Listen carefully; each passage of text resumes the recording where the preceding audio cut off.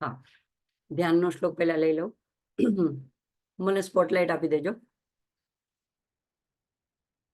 અતિમધુર ચાપહસ્તામ અપરિમિતા મોદ બાણ સૌભાગ્યામ અરુણામતિશય કરુણામ અભિનવ કુલ સુંદરીમ વંદે. તો આજે આપણે અન્નપૂર્ણા જયંતિ નિમિત્તે પણ માની જ આરાધના કરવા માટે અહીંયા ત્રિશતીનો હવે 25મા શ્લોકથી આગળ જોશું. તો સર્વાનવદ્યા સર્વાંગ સુંદરી સર્વસાક્ષિણી સર્વાત્મિકા સર્વસૌખ્યદાત્રી સર્વમોહિની. આપણા ગીતાની જેમ અનુષ્ઠુપ છંદ છે. સર્વાનવદ્યા સર્વાંગ સુંદરી સર્વસાક્ષિણી સર્વાત્મિકા સર્વસૌખ્યદાત્રી સર્વવિમોહિની. તો સર્વા નવદ્યા પેલું નામ છે માનું નવદ્યા. આજ લલિતા સહસ્ત્ર નામમાં પણ આવે છે અનવદ્યાંગી. તો નવદ્યા એટલે દોષ રહિત જેનું શરીર છે એવી એટલે સામુદ્રિક શાસ્ત્ર પ્રમાણે કઈક ચિહ્નો જો હોય તો એ થોડા દોષ જેવા ગણાય છે. જેમ કે એક કોઈની આંખ એક જ ચક્ષુ હોય તો એ થોડું દોષરૂપ ગણાય છે. પછી જો ટૂંકી ગરદન હોય, એવી રીતે અમુક બધા ચહેરા ઉપરના અવયવોના ઉપરથી અને એમના લક્ષણો ઉપરથી કઈક પ્રેડિક્શન સામુદ્રિક શાસ્ત્ર પ્રમાણે કરવામાં આવે છે. તો એમાં ક્યાંક ને ક્યાંક કોકનું નાક વધારે ટૂંકું હોય, લાંબુ હોય, આંખોમાં કઈ હોય, અથવા કોઈ પણ શરીરના અવયવમાં ક્યાંક ખોડખાપણ હોય. પણ અહીંયા માને સર્વાંગ સુંદરી કીધી છે, સાથે સાથે સર્વાનવદ્યા એટલે અનવદ્યા એટલે કોઈ પણ દોષ રહિતનો એમનો આખું સ્વરૂપ, એમનું વિગ્રહ છે. એટલે અહીંયા હવે આ જે છે એ સગુણ બ્રહ્મ રૂપની વાત છે. નિર્ગુણ બ્રહ્મ સુધી જવું હોય તો પહેલા આપણે સગુણની આરાધના કરી જોઈએ. એમને આપણને નિર્ગુણ બ્રહ્મની કલ્પના આવવી મુશ્કેલ છે. જે સર્વવ્યાપી છે, જેને કોઈ નામ નથી, જેને કોઈ રૂપ નથી, જે આપણને કોઈ ઇન્દ્રિયો દ્વારા ગોચર નથી, તો એને આપણે ધ્યાન કરી નથી શકતા. એટલા માટે અહીંયા આ બધા નામો દ્વારા માના સગુણ સ્વરૂપની આરાધના કરવામાં આવે છે. એને એ રીતે નામ દ્વારા એમનો અભિષેક કરવામાં આવે છે, એમની આરતી કરવામાં આવે છે. તો સર્વાનવદ્યા પછી આવે છે એટલે કે અનુષ્ઠાન અને પૂજા એ જે કરવું હોય તો એમાં આપણને સગુણ બ્રહ્મ જરૂરી છે. પણ જો ધ્યાન કરવું હોય તો એ ધ્યાન સુધી લઈ જવા માટે પણ આપણને અનુષ્ઠાન પૂજા કર્યા પછી એ બેઝિક વસ્તુ છે. પણ પછી ધ્યાન કરવું હોય તો આવું કોઈ સગુણ રૂપ કે મૂર્તિ કે વિગ્રહ એનું આપણને આપણી આંખ સામે હોય તો આપણે સારી રીતે ધ્યાન કરી શકીએ છીએ, અને એ ધ્યાન આપણને પછી નિર્ગુણ બ્રહ્મ સુધી લઈ જાય છે. તો સર્વાનવદ્યા સર્વાંગ સુંદરી. એવી જ રીતે લલિતા સહસ્ત્રનામમાં આવે છે મહાલાવણ્ય શેવધિહી. તો અને સૌંદર્ય લહરીમાં પણ 12મા શ્લોકમાં કહે છે કે અપ્સરાઓના ઉદાહરણ આપીને શંકરાચાર્યજી એમાં કહે છે કે અપ્સરાઓ પોતાની જાતને બહુ જ સૌંદર્યવતી માનતી હતી, પણ જ્યારે એમણે ત્રિલોકીમાં સાંભળ્યું કે મહાત્રિપુર સુંદરીનું સૌંદર્ય એવું છે કે અલૌકિક, અદ્ભુત, અવર્ણનીય છે, તો એ લોકોને એવી ઈચ્છા જાગી કે રંભા, ઉર્વશી, મેનકા એ બધી અપ્સરાઓને કે અમે એ સૌંદર્યને જોઈએ તો ખરા કે એ કેવું વધારે લાવણ્યમય અને અતિશય મોહક સૌંદર્ય છે. પણ એમ સીધી રીતે તો માના દર્શન કરવાના એ લોકોને માટે શક્ય નહોતા. એટલે એ લોકો શું કરે છે કે શંકર ભગવાનની આરાધના કરે છે, એટલે શિવ સાયુજ્ય માટે પ્રયત્ન કરે છે. તો જે યોગીઓને પણ અગમ્ય છે એવું શિવ સાયુજ્ય એમને તપ કરીને પણ કેવી રીતે પ્રાપ્ત થવાનું હતું. તો શંકરાચાર્યજી કહે છે કે એ લોકો આવો એક પ્રયત્ન કરે છે કે અમે જો શિવજીની સાથે સાયુજ્ય પામી જઈએ તો શિવજીની આંખોથી શિવજીને માટે તો એ રૂપ જોવું શક્ય છે, તો એમની આંખે અમે પણ માના એવા સૌંદર્યનું પાન કરીએ. એવો શ્લોક સૌંદર્ય લહરીમાં આવે છે. તો એ માનું સૌંદર્ય એ અવર્ણનીય છે, વર્ણનાતીત છે. તો એટલા માટે એમને કહેવાય છે સર્વાંગ સુંદરી. ક્યાંય પણ એકાદા અંગમાં પણ ક્યાંય પણ તમે ખાડી ન શકો ખોડખાપણ એવું. પછી આવે છે સર્વ સાક્ષિણી. તો બ્રહ્માંડમાં થનારી પ્રત્યેક ઘટનાની એ સાક્ષી છે. એટલે બ્રહ્મરૂપે કારણ પણ છે, પણ એમાં એ ભાગ પણ નથી લેતી. અને આપણે જો એને મન સંપૂર્ણપણે એને સમર્પિત કરી દઈએ તો આપણને પણ નવા કર્મો બંધાતા નથી. તો જે સંતો હોય છે, મહાત્મા ઋષિમુનિઓ હોય છે, જે લોકો પોતાની કોઈ પર્સનલ ઈચ્છા રાખતા જ નથી, એ લોકો માની ઈચ્છામાં જ પોતાની ઈચ્છા ભેળવી દે છે, તો ત્યારે એ લોકોને કર્મનો બાધ થતો નથી.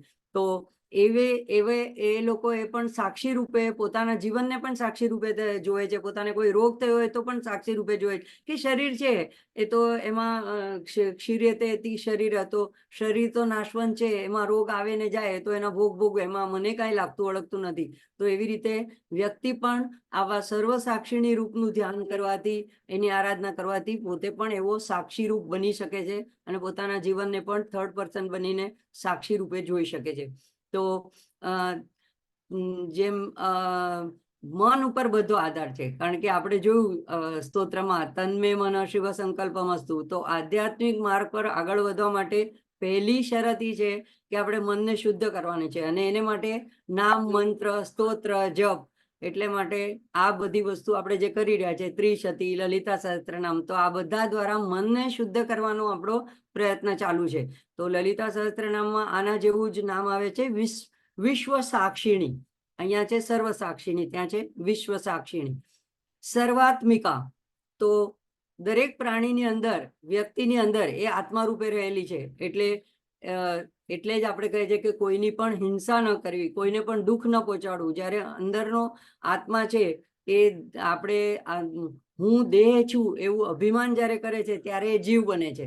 પણ જે સંતો પોતાની જાતને આ દેહ નથી માનતા, દેહથી અલગ માને છે, હું એની અંદર દેહની અંદર વસનારો છું, એવી રીતે જ્યારે પોતાને જન્મે છે ત્યારે મા સાથે એકરૂપ થઈ જાય છે. તો આવી એ સર્વાત્મિકા છે, સર્વની અંદર આત્મા રૂપે રહેલે. ગીતામાં પણ કહે છે ભગવાન કે હું સર્વની અંદર આત્મા રૂપે રહેલો છું. પછી સર્વ સૌખ્ય દાત્રી, બધા પ્રકારનું સૌખ્ય એટલે સુખ, એક પ્રકારનું કલ્યાણ, આનંદ, ખુશી, સૌભાગ્ય, એ બધું જ આ સૌખ્યમાં આવી જાય. તો એ બધું સર્વ પ્રકારનું એવું સૌખ્ય એવું પ્રદાન કરનારી એવી સર્વ સૌખ્ય દાત્રી છે. અને આ બધું આપણી અંદર જ છે, ફક્ત માયાથી આવૃત થવાને લીધે, અજ્ઞાનને લીધે આપણે જાણતા નથી. આપણો અંદર આપણી અંદર જ છે, આનંદ આપણી અંદર જ છે, કારણ કે આપણે એનું જ સ્વરૂપ છીએ, સચ્ચિદ આનંદ. તો સત એટલે હંમેશા રહેનારી સત્તા. તો જેમ ગીતાના બીજા અધ્યાયમાં કહે છે કે દેહનો નાશ થાય છે, આત્મા એક વસ્ત્ર બદલીને બીજું વસ્ત્ર ધારણ કરે છે, પણ અંદર આત્મા તો અમર જ છે, એ પહેલા પણ હતો, હમણાં પણ છે અને પછી પણ રહેશે. એટલે આપણે સત સ્વરૂપ છીએ, આપણો ક્યારેય નાશ નથી થતો. પણ આપણે જ્યારે હું કહું છું અથવા આપણે પોતાની જાતને જ્યારે દર્શાવીએ છીએ, તે પોઈન્ટ આઉટ કરીએ છીએ, ત્યારે આપણે દેહને કહીએ છીએ અથવા મનને કહીએ છીએ અથવા બુદ્ધિને કહીએ છીએ. મને સમજાતું નથી એમ કહીએ ત્યારે બુદ્ધિને આપણે હું છું એમ સમજીએ. મને આ ન ગમ્યું એમ, મને આ ગમ્યું એવું જ્યારે કહીએ છીએ, ગમો અણગમો, ત્યારે આપણે આપણી જાતને મન સાથે જોડીએ છીએ. એટલે આપણે મનને હું તરીકે દર્શાવીએ છીએ. મને ઠંડી વાય છે, મને ભૂખ લાગી છે એમ કહીએ ત્યારે પ્રાણની સાથે જોડે છે. મને ઠંડી વાય છે, ગરમી થાય છે, મારો હાથ દુખે છે, પગ દુખે છે, તો ત્યારે આપણે શરીર સાથે પોતાની જાતને જોડીએ છીએ. પણ ખરેખર આપણે એની અંદરનો જે આનંદમય કોષ છે, એટલે આપણે આનંદ સ્વરૂપ જ છીએ અને સર્વ જ્ઞાન પણ આપણી અંદર જ છે. એટલા માટે અહીંયા કે છે કે સર્વ સૌખ્ય દાત્રી. તો જ્યારે આપણે એની સાથે એકાત્મતા કરીએ છીએ ત્યારે સર્વ સૌખ્ય આપણને અનાયાસ જ પ્રાપ્ત થઈ જાય છે. એમ નથી કે આવીને આમ બધું હાથમાં આપે છે કે તે લ્યો પૈસા લ્યો, કાર જોઈએ તો કાર લ્યો, તમને બીજું કઈ મોટો બંગલો જોઈએ તો એ લ્યો. એવી રીતે સૌખ્યદાત્રી નથી, આપણને આપણા સ્વરૂપનું જ ભાન કરાવી દે છે. એટલે અંદર જ આપણો એક અવર્ણનીય, અહેતુક, અકારણીય એક આનંદ છે, એ આપણને પ્રાપ્ત થાય છે. પછી સર્વ વિમોહિની. તો સર્વ વિમોહિની એટલે એ માયા કરનારી પણ એ છે અને માયાની હરનારી પણ એ છે. એટલે મોહમાં નાખી દે છે, કારણ કે પ્રકૃતિમાં આટલી બધી વિલોભનીય વસ્તુઓ છે કે આપણે એનાથી આકર્ષાઈ જાય છે. બધી આપણી ઇન્દ્રિયો, જેમ લલિતા સહસ્ત્રનામમાં કહે છે કે અંતર્મુખ સમારાધ્યા બહિર્મુખ સુદુર્લભા. તો બહિર્મુખ જ છે આપણી બધી ઇન્દ્રિયો, એને અંતર્મુખ કરવાની છે. તો એ બહિર્મુખ જાય છે કારણ કે સર્વ વિમોહિની છે. એટલે બધી વસ્તુથી આપણને મોહ થાય. સુંદર વસ્ત્ર જોઈએ તો આપણે મોહ પામી જાય, સુંદર ટીવીમાં કંઈ જોવાનું આવે તો આપણે મોહ પામી જાય, સુંદર ખાવાનું હોય તો આપણે મોહ પામી જાય. તો સર્વ વિમોહિની છે.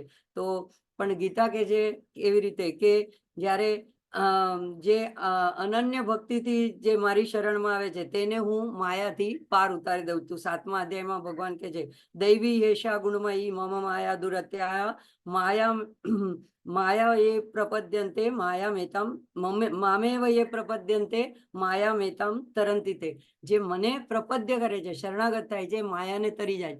અહીંયા ગોવિંદ કયો કે ગૌરી કયો, કૃષ્ણ કયો કે કાલી કયો, ઈશ્વર ત્યાં ગીતામાં ક્યાંય એમ નથી લખ્યું કૃષ્ણ ઉવાચ, ભગવાન ઉવાચ.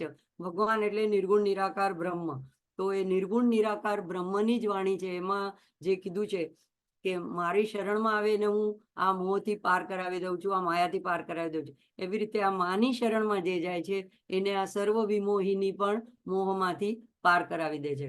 તો સર્વાનવદ્યા સર્વાંગ સુંદરી સર્વ સાક્ષિણી સર્વાત્મિકા સર્વ સૌખ્ય દાત્રી સર્વ વિમોહિની. હવે આગળનો શ્લોક જોશું 26 નંબરનો. સર્વાધારા સર્વગતા સર્વાવગુણ વર્જિતા સર્વારુણા સર્વમાતા સર્વભૂષણ ભૂષિતા. તો સર્વાધારા સર્વની આધારરૂપ છે. આખું આ બ્રહ્માંડ અધિષ્ઠિત છે, જેના ઉપર છે ટકેલું છે, જેના આશ્રય છે એ સર્વાધારા. એટલે કે બધી જ વસ્તુ, બધા જ પદાર્થ, બધી જ ભૂત માત્ર, વ્યક્તિ, ચર અચર બધાનો જ આધાર જે છે, અધિષ્ઠાન જે છે, બેઝ જે છે એ મા પોતે છે. એટલે એ સર્વાધારા છે. તો લલિતા સહસ્ત્રનામમાં પણ આ જ નામ આવે છે, સર્વાધારા. એટલે કે બધી જ વસ્તુનું અધિષ્ઠાન આપે છે, એનું સમર્થન કરે છે. તો આપણે પણ આપણા નાનકડા પરિવારનો ભાર એને સોંપી દઈએ તો બધાનો જ ભાર વહન કરે છે. તો આપણે શું કામ ગાડીમાં, ટ્રેનમાં બેસીને પણ બેગ પોતાની માથા પર ઉપાડી રાખવી અને એમ વિચાર કરો કે મારી બેગ હું સંભાળું છું. એના કરતાં આપણે બેગ નીચે મૂકી દઈએ, જેમ બેન્ચની સીટની નીચે. એટલે એવી રીતે પોતાના માથાનો ભાર આપણા નાનકડા જીવનનો, નાનકડા પરિવારનો, 4, 5, 6 જણાનો જે આપણું નાનું જીવન, એ કુટુંબનો ભાર આપણે માને સોંપીને આવા નામ દ્વારા એની જ્યારે આપણે અર્ચના કરીએ ત્યારે આપણે પણ નિશ્ચિંત થઈ જાય કે સર્વાધારા છે, બધાને આધાર આપનારી છે. તો શું મને મારા નાના કુટુંબને નહીં આધાર આપે, મારો ભાર નહીં ઉપાડે? તો એનું એક્સપ્લેનેશન એમ આપવામાં આવે છે કે એને 3 શક્તિ છે એની પાસે. આપણે જોયું ઈચ્છા શક્તિ, જ્ઞાન શક્તિ, ક્રિયા શક્તિ. એટલે પોતાની ઈચ્છા શક્તિ દ્વારા સ્થૂળથી લઈને સૂક્ષ્મ સુધીના બધા પદાર્થને બનાવવાની એનામાં ઈચ્છા શક્તિ છે. એટલે ઈચ્છા કરે છે અને પછી એને ક્રિયા શક્તિ દ્વારા એને ઘડે પણ છે. અને ઈચ્છા શક્તિ, ક્રિયા શક્તિ અને જ્ઞાન શક્તિ, એ બધાનું એને જ્ઞાન પણ છે કે કેવી રીતે એને આધાર આપવો. તો આ 3 શક્તિઓ દ્વારા આખા બ્રહ્માંડના બધી જ વસ્તુ, બધા પદાર્થ, બધા જીવ જંતુ, પ્રાણી માત્રને એ આધાર આપનારી છે. તો એટલે સૃષ્ટિના બધા જ કર્તવ્યો, સૃજન, પાલન, વિઘટન દ્વારા એ સર્વાધાર રૂપે રહેલી છે. પછી આવે છે સર્વગતા. સર્વગતા એટલે સર્વગત, સર્વની અંદર વ્યાપ્ત છે. તો બ્રહ્મનું સ્વરૂપ છે. અહીંયા એક નામ સગુણ હોય તો એક નામ નિર્ગુણ હોય. તો નિર્ગુણ બ્રહ્મનું સ્વરૂપ એ છે કે એ સર્વ આની અંદર વ્યાપ્ત છે. જેમ આપણી અંદર એક આપણે શ્લોક બોલીએ છીએ, ઈશ્વરો ગુરુરાત્મેતિ મૂર્તિભેદ વિભાગીને વ્યોમવત વ્યાપ્ત દેહાય દક્ષિણામૂર્તય નમઃ. તો આપણે એમ કહીએ છીએ કે વ્યોમવત વ્યાપ્ત. વ્યોમ આકાશ જે બધી જગ્યાએ વ્યાપ્ત છે, આપણા શરીરની અંદર પણ વ્યાપ્ત છે, એ રીતે આપણી અંદર આત્મા રૂપે વ્યાપ્ત છે. એટલે એમાં ઈશ્વર, ગુરુ અને આત્મા, એ ત્રણેયમાં ભેદ નથી કરવાનો. જે સર્વ માને ગણો, પરબ્રહ્મને ગણો, એ અને આપણા ગુરુ અને આપણો પોતાનો આત્મા, એ 3 વસ્તુ જુદી નથી, બધી એક જ છે. માં જ આપણને જરૂર હોય ત્યારે ગુરુ રૂપે આપણી સામે આવીને ઊભી રહે છે અને આપણને માર્ગદર્શન કરે છે. અને પછી એ ગુરુ પોતાની આપણી અને માની વચ્ચેથી હટી જાય છે અને આપણને માં સાથે જોડી દે છે. તો એવી રીતે અહીંયા સર્વગતા. તો કોઈ પણ વ્યક્તિગત કાર્યમાં એ ભાગ તો લેતી નથી, પણ બધાની અંદર એ વ્યાપેલી તો છે જ. તો બધાની સાક્ષી બનીને રહે છે. એ જ બ્રહ્મનો વિશિષ્ટ ગુણ છે કે સાક્ષી. આપણી અંદર પણ આપણે બધું જે કાર્ય કરે છે, અને જો આપણું મન ચિત્ત શુદ્ધ હોય તો એ સાક્ષી આપણને ખોટું કામ કરતા રોકે પણ છે, આપણને ચરચરાટી પણ થાય છે. આપણો આત્મા આપણને એ વસ્તુ કરવાની ના પણ પાડે છે. તો એ અંદરથી આપણને મેસેજ આવતો હોય છે. એને માટે આપણે શાંત થઈને અંદરના અવાજને, આપણા આત્માના અવાજને સાંભળવો જોઈએ. તો અહીંયા એટલે કે છે કે સર્વગતા. પછી છે સર્વ, કોઈ એનો અર્થ કહે છે કે સર્વ અવગુણ વર્જિતા, અને કોઈ જગ્યાએ આવે છે સર્વાવગુણ વર્જિતા, એટલે બધા જ ગુણો તો સત્વ રજસ તમસ થી વર્જિત છે. એ રીતે બે રીતે એની વ્યાખ્યા થાય છે. તો 3 ગુણો જે છે એમાં લલિતા સહસ્ત્રનામમાં પણ આવે છે. એક નામ આવે છે ત્રિગુણ, તો એ ત્રિગુણાત્મિકા છે. અને એક નામ આવે છે કે નિર્ગુણ, નિરાકાર, નિરુપલ્લવા, નિશ્ચિંતા, તો ત્યાં નિર્ગુણ શબ્દ આવે છે. તો નિર્ગુણ જ્યારે કહેવામાં આવે છે ત્યારે એ નિર્ગુણ બ્રહ્મના સ્વરૂપની વાત આવે છે કે જેમાં કોઈ એના નામ રૂપની વિશેષતાઓ નથી હોતી. અને જ્યારે સગુણ રૂપની વાત આવે છે ત્યારે એને ત્રિગુણાત્મિકા કહેવામાં આવે છે. તો અહીંયા એવા બધા જ ગુણથી એ વર્જિતા છે.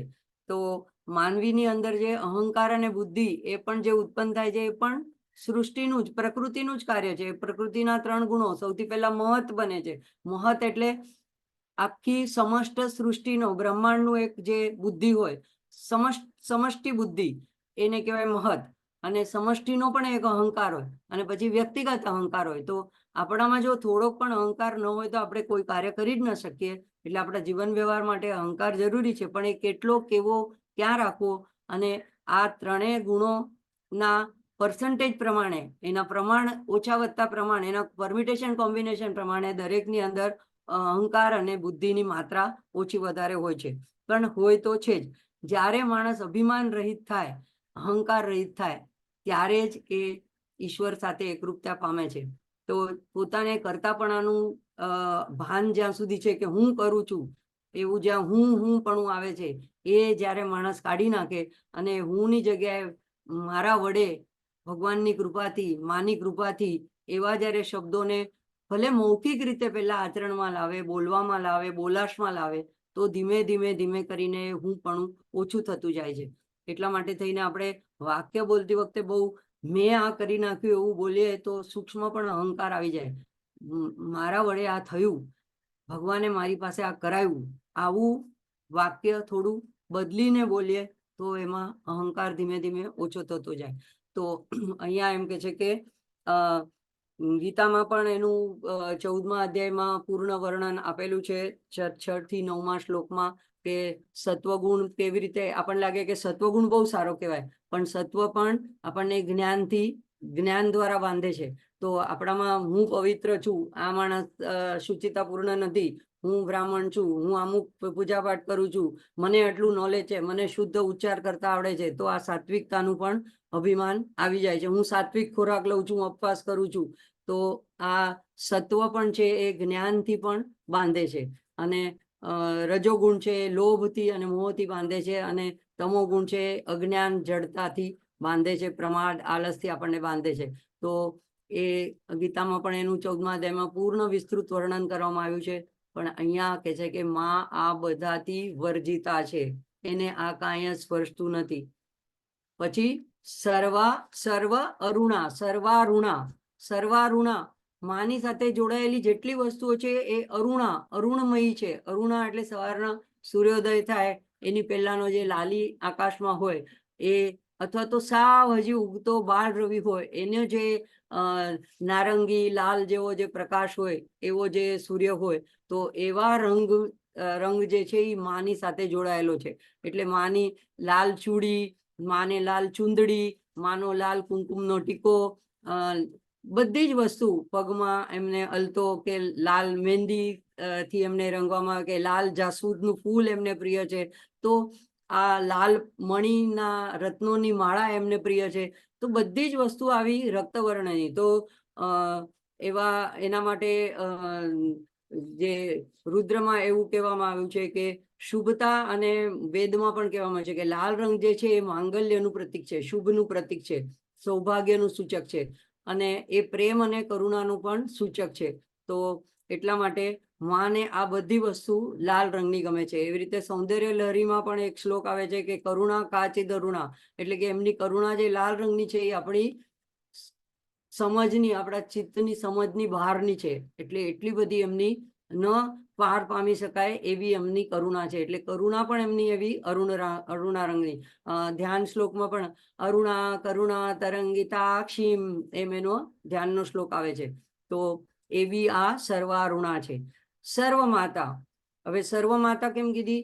તો સર્વની માતા છે એ તો એક વાત, પણ સર્વ રૂપે પણ એ માતા છે. અને જે એણે જે 3 રૂપો બનાવ્યા છે, બ્રહ્મા, વિષ્ણુ અને રુદ્ર, 3 કાર્ય કરવા માટે, સૃજન, પાલન અને સ્થિતિ અને સંહાર. તો એને માટે એની જે શક્તિ છે, શ્રી લક્ષ્મી, સરસ્વતી અને રુદ્રાણી.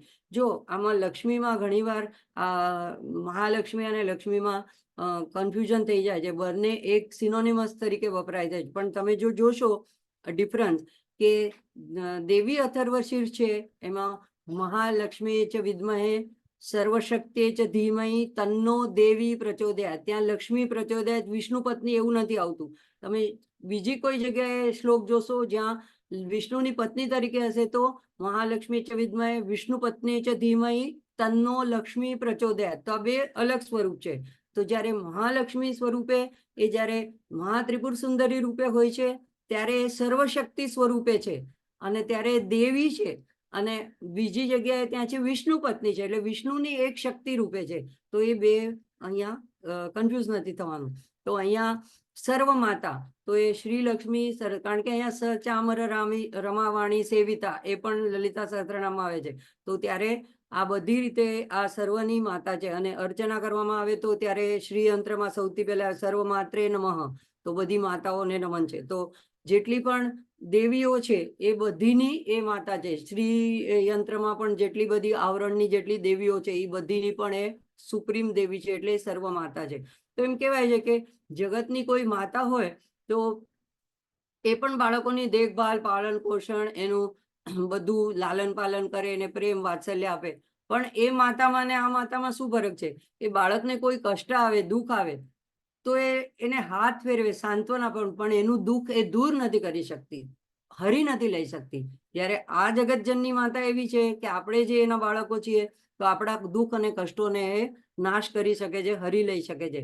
આપણને વાત્સલ્ય તો કરે છે, આપણું પાલન પોષણ તો કરે છે, પણ આપણા દુઃખને પણ હરી લેવા માટે સક્ષમ છે. તો એવી રીતે આ સંસારનો જે સાગર છે, જેને મહાસાગર કહેવાય છે, એમાં ઈચ્છાઓ એ જ એક વૃત્તિઓ જ બધી લહેરોની જેમ ઉત્પન્ન થયા કરે છે, અને એને લીધે જ સંસાર છે. આપણને ભૌતિક જે બહાર સંસાર દેખાય છે એ બધાને એક જેવો દેખાય છે, પણ આપણા મનની અંદર દરેકનો સંસાર જુદો હોય છે. દરેકની અંદર એક પોતાનું વિશ્વ હોય છે. એ વિશ્વમાં એના પોતાના સુખ દુઃખ હોય છે. તો એ જે ઇન્દ્રિયોની લીધે જે ઈચ્છાઓ અને આસક્તિ થાય છે, એને લીધે જે બધા વંટોળ અંદર ઊભા થાય છે, કે પ્રવાહો કે મોજાઓ ઉછળે છે, એ બધામાંથી પણ એને નષ્ટ કરીને પાર કરનારી અને મોક્ષ સુધી લઈ જનારી એવી આ સર્વ માતા છે. એટલે એને અહીંયા આ નામ આપ્યું છે કે સર્વ માતા, સર્વભૂષણ ભૂષિતા. તો આમાં સર્વ માતામાં દુર્વાસાનો એક શ્લોક દુર્વાસા મુનિએ લખેલો ટાંકવામાં આવે છે ઘણીવાર, કે એમણે જેમ પહેલા પણ આપણે વાત થઈ છે કે મહિમ્ન જે સ્તોત્ર છે, શિવ મહિમ્ન, જે પુષ્પદંતે રચ્યું છે શિવજી માટે, એવી રીતે દુર્વાસા મુનિએ એક દેવી માટે, શક્તિ માટે શક્તિ મહિમ્ન સ્તોત્રની રચના કરી છે, અને એમાં 61 શ્લોક છે. એમાં એ છેલ્લે બધી રીતે માનું વર્ણન કર્યા પછી છેલ્લે કે છે કે હે માતા, હે દયાળુ કરુણામય માતા, મેં અત્યાર સુધીમાં મેં અનેક માતાઓના પેટે જન્મ લીધો, એટલે મારી અગણિત માતાઓ છે, અને હજી ભવિષ્યમાં પણ મારે કદાચ જન્મ લેવો પડે તો અગણિત માતાઓના પેટમાં હું જન્મ લઈશ, તો મારી પછી પણ અગણિત માતાઓ હશે. પણ એટલે હું તને અત્યારે આ જન્મમાં એટલી જ પ્રાર્થના કરું છું કે હું ફરીવાર એવો જન્મ લઈને એવું કષ્ટ ભોગવવા નથી માંગતો, એટલા માટે મને થઈને કૃપા કરીને હું આપને શરણે છું, તો મને આવા ભાવિ જન્મોમાંથી મને મુક્તિ પ્રદાન કરો. તો એવું શક્તિ મહિમ્નમાં દુર્વાસા મુનિ માને આ રીતે પ્રાર્થના કરે છે.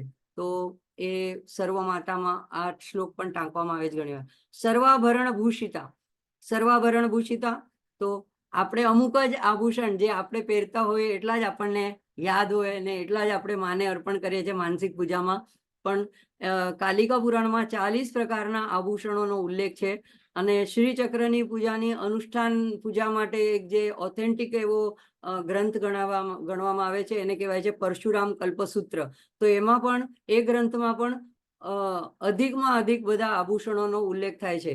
તો જે માને સુશોભિત કરે છે. તો આપણે વધારેમાં વધારે કેટલા આભૂષણો જોઈએ કે માથા ઉપર એક તો મુગટ હોય અને એમાં આપણે ચંદ્ર હોય, પછી ચૂડામણી હોય જે અહીંયા વચ્ચેથી ટીકો હોય છે એ, પછી એવો કાનના કુંડળ હોય, પછી કાનના કુંડળથી આમ પાછળ જોડતી એવું પણ એવા પણ આભૂષણ હોય છે. પછી માથામાં એવી નાખવાની, અત્યારે બધા નાખે, પેલા એવી ચાંદીની ને એવી સોનાની એવી પણ ક્લિપો આવતી હતી. અંબોડામાં એવા નાખવાના જે સોયા આવતા હતા એ પણ એવા ઘૂઘરીવાળા ને એવા ચાંદીના ને એવા આવતા હતા. તો એવી પીનો એવી પણ હવે આવતી હતી. એ બધા પછી ગળામાં પણ જુદી જુદી જાતના, એકદમ ટાઈટ હોય તો હાંસડી, પછી થોડુંક લટકતું હોય તો પછી એકદમ લાંબો લટકતો હાર હોય, પછી બાજુબંધ હોય, વલોયા હોય, કંકણ હોય, એમાં પણ જુદી જુદી જાતના, એમાં પણ બંગડી જુદી, કડલા જુદા, ચૂડી જુદી, પછી એમાં 9 આંગળીઓ 10 આંગળીઓની વેઢ એટલે બધાની અંગૂઠીઓ જુદી, કમર ઉપર કમરપટ્ટો, પછી પગમાં પણ ઝાંઝરા અલગ કહેવાય, નુપુર અને સાંકળા, જે એ ઘૂઘરીવાળા હોય, ઘૂઘરી વગરના હોય. તો આવી રીતે પગમાં વીંછ્યા હોય. તો એવી રીતે અનેક આભૂષણ હોય છે. તો એ બધા આભૂષણથી જ્યારે માને સ્વરૂપને સજાવવામાં આવે છે તો માં અતિ સુંદર લાગે છે. અને એવી સર્વાભૂષણ ભૂષિતા, ભલે ને આપણી પાસે ન હોય તો આપણે ધ્યાનનો શ્લોક જ્યારે બોલીએ, કોઈ પણ સ્તોત્ર બોલતા હોય, ખડગમાલા બોલતા હોય કે આ લલિતા સહસ્ત્રનામ, તો ધ્યાનનો શ્લોક કરીએ ને ત્યારે આંખ બંધ કરીને માનસિક રીતે આ બધા આભૂષણો માને આપણે પહેરાવીએ છીએ, અર્પણ કરીએ છીએ. તો કોઈક દિવસ આપણે સોનાના અર્પણ કરીએ છીએ, કોઈક વાર મોતીના, કોઈ વાર પરવાળાના, કોઈ વાર રત્નના, તો માણિકના. ભલે ને મનથી આપવામાં પછી શું કચાશ રાખવાની. તો એ બધું જ્યારે આપણે આવી રીતે અર્પણ કરીએ ને, તો આંખ બંધ કરીને, આજે આપણે સાડી અર્પણ કરી તો આજે લાલ કલરની સાડી અર્પણ કરી માને, સોનાની જાળીવાળી. આજે આપણે પીળી કરી, જુદા જુદા રંગની, એની બોર્ડર આવી છે, એનું બ્લાઉઝ આવું છે. એમ કરીએ તો ધ્યાન આપણું આમ જેમ જે ભટકતું હોય એ આપણે એક જગ્યાએ કેન્દ્રિત કરવા માટે આવા જે નામ છે એ ધ્યાન કરવા માટે ઉપયોગી થાય છે. તો એ રીતે આપણે માને જ્યારે પુષ્પ અર્પણ કરીએ છીએ માથામાં, તો એમાં પણ જુદા જુદા પુષ્પ, રોજા પર ચંપાના અર્પણ કરીએ, અબોલીના અર્પણ કરીએ, કે મોગરાના કે મલ્લિગેના માળા કરીએ, કોઈ વાર વેણી કરીએ, કોઈ વાર આખી ચોટલામાં ગૂંથવાની એવી માળા અર્પણ કરીએ. એમ બધા ભાવ કરીએ તો એ ધ્યાન આપણી આંખની સામે આવે. તો એનાથી આપણું ધ્યાન એકાગ્ર થાય છે. અને આપણે પછી જ્યારે આપણે સ્તોત્ર બોલવાની શરૂ કરીએ ત્યારે આપણે માની સાથે વધારે સારી રીતે જોડાઈ શકીએ છીએ. તો સર્વાભૂષણ ભૂષિતા. તો એકવાર ફરીથી બોલ જાઉં. સર્વાનવદ્યા સર્વાંગ સુંદરી સર્વ સાક્ષિણી સર્વાત્મિકા સર્વ સૌખ્ય દાત્રી સર્વ વિમોહિની સર્વાધારા સર્વગતા સર્વાવગુણ વર્જિતા સર્વારુણા સર્વમાતા સર્વભૂષણ ભૂષિતા. આપણે હવે આ સ શબ્દના ઉપરના જોઈ રહ્યા છીએ, પંચદશીના એના ઉપરના આ નામ. તો અહીંયા એ નામ પૂરા થાય છે, સના 20 નામ. અહીંયા આપણે અટકશું આજે અને અનુપઠન લઈ લેશું.